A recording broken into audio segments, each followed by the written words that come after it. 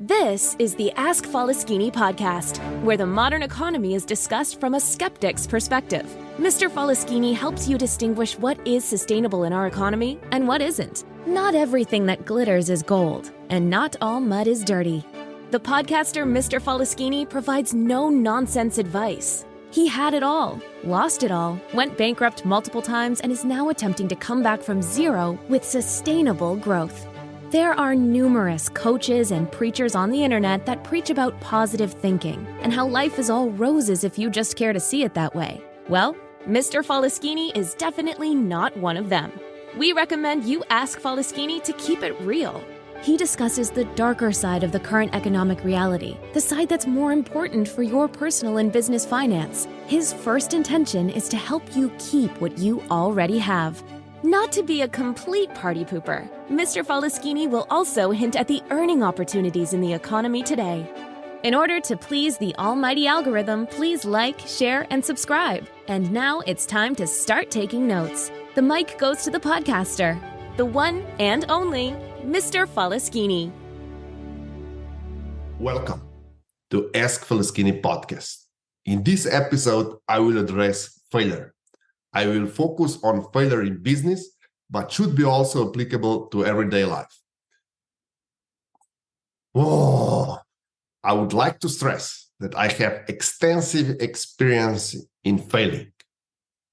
I failed in business and I failed in life many times over and over again. So my expertise in this field is undeniable. The recession is slowly starting to ring a bell. More and more businesses will have to face their mistakes and bad decisions from the past. Yes, failure will become more and more common. That is exactly why I have prepared this podcast, this episode, that will address the question of why everyone should learn to fail fast. Let's dive straight into the theory. Failure is most commonly defined as lack of success. Some dictionaries define failure as neglect or omission of required action. This is not the failure that we will be focusing on this episode. As we know from our experience, life is full of failures. We fall time and again, and then we pick up ourselves and continue to walk. And we fall again and continue to walk. And these are all failures to walk. But we continue to do this failure until we are good enough so that we can walk. And most of us can walk. Even if failure is everyday occurrence in practically everybody's life. There is almost no theory on failure. There are no expertise, there is no knowledge available on failure. Most of the theory focuses on a success.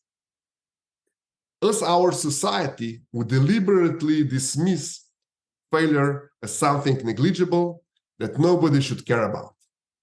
And because there is a huge lack of scientific research and theories about failures, and because I fail so often, practically daily, I decided to explore the subject myself and let me present what I found out while exploring. The first thing that struck my mind was that most of the extremely successful people embrace failure. They don't have problem talking about their failures. They don't have problem acknowledging their failures, and they don't have any vicious mind or any vicious comment when they see other people fail. On the contrast, most of average or below average people have huge problem with failures. They talk down on failures, not just failures like if something bad happened. If something bad happens to them or if they fail in something, they usually don't even talk about it. And if something bad or some failure happens to someone else, they look down on it.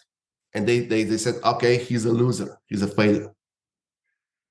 My logical conclusion was that if you want to be successful, first things First things first, you have to embrace failure. But in a society that we currently live in, embracing failure is not easy, especially when the popular culture talks about the winner takes it all, go big or go home, and all these things are basically engraved in our culture, that failure is something that you shouldn't do, that you shouldn't try, and you should just know things, and only when you're the best you can showcase things, or you can even try to do things, and all others are worthless. So just a winner is someone, even if you're second in a competition, worthless. You have to be first. The winner takes it all mentality is something that is really disastrous for our society. My experience show that it's practically completely impossible to avoid failures completely in one's life. Sometimes we fail due to our problem. We did not prepare ourselves good enough. Sometimes we fail due to outer circumstances. The only thing that we can influence is how we feel after we fail.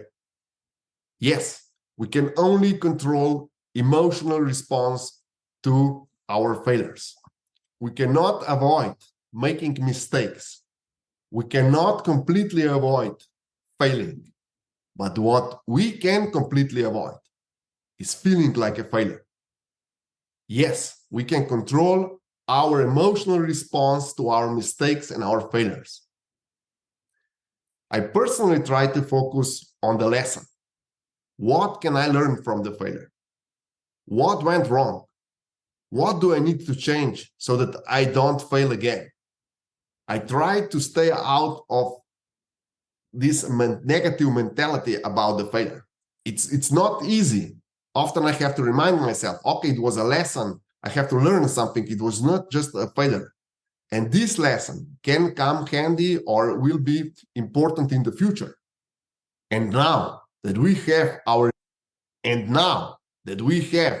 our emotional response to failure under control, let me share some tips how to do with failures in life. When failure is inevitable, fail fast. I will repeat that. When failure is inevitable, fail fast. The key understanding how to go about failure. Do not waste your resources and your time on pumping water from a boat that is already underwater. Some things cannot be changed, mended, improved. Some failures are imminent. If failure is imminent, fail fast. If you are in a boat, focus on saving passenger and load. And of course, don't forget to save yourself. Don't do the mistake our society expects us to do.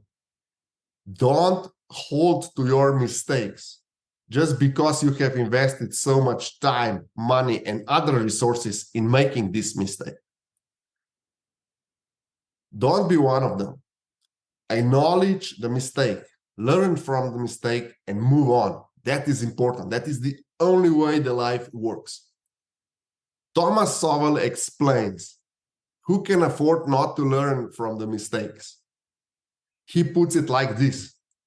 It's so easy to be wrong and persist in being wrong when the costs of being wrong are paid by other people.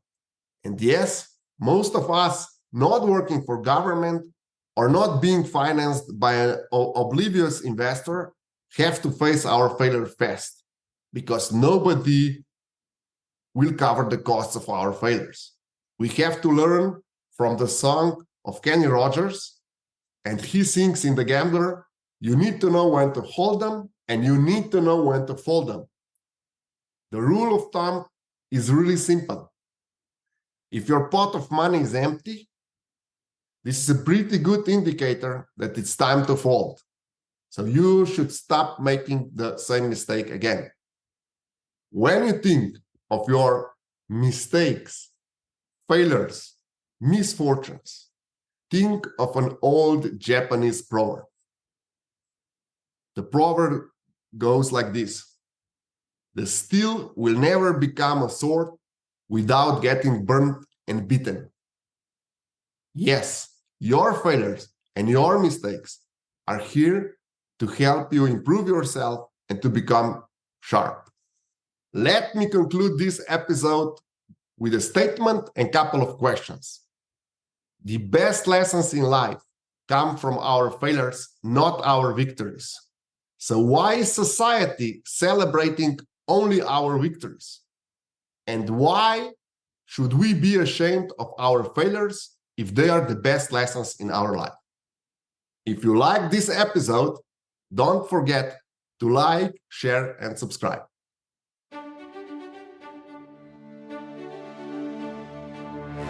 Thank you, Mr. Faleskini, for this outstanding podcast. And thank you for listening to the Ask Faleskini podcast until the end. Mr. Faleskini would love to hear your feedback in the comments. And don't forget, if you want to know, ask Faleskini or listen to the Ask Faleskini podcast. In order to please the almighty algorithm, please don't forget to like, share, and subscribe.